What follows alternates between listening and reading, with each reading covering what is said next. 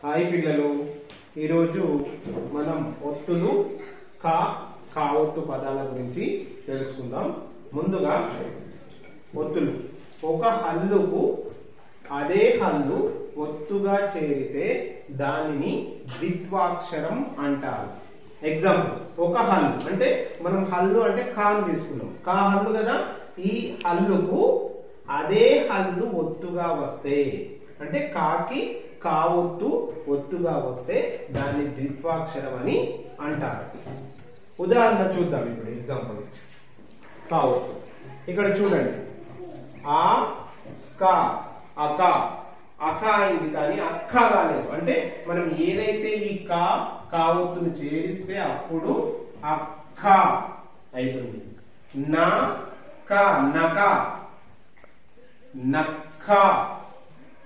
ఇది ఏ విధంగా చదువుకోవాలి పిల్లలంటే ఈజీగా, ఇంగ్లీష్ మీడియం అయినా తెలుగు మీడియం పిల్లలైనా ఏ విధంగా చదువుకోవాలంటే ఈ అక్షరం మనకు తెలాలంటే రా రా రి రి రు రు రురు రురు రే రే క రెక రెక ఒత్తు చేరిస్తే రెక్క.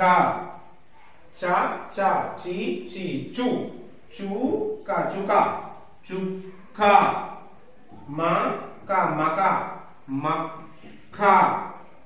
చ చ చి చి చు చు చురు చురు చె చె క చెక చెక్క. క క కి కి కు కు క కుక కుక్క. వ క వక వక్క.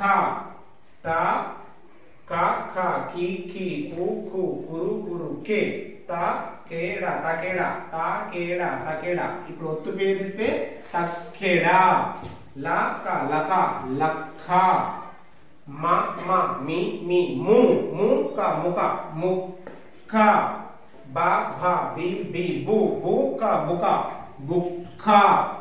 ప ప క న పకన పక్కన. మ మ మీ మీ ము క క కి కి కు ము కు ముకు ముక్కు. ధ ధ ది ది దు దు క క కి దుకి దుఖి. చ క న న ని చకని చక్కని. చ చ చి చి చు ఖ చు క ల ల లి లి లు చుకాలు కాదు చుక్కలు.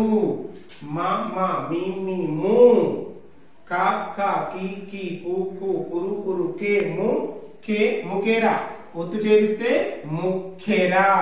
త థ తి తి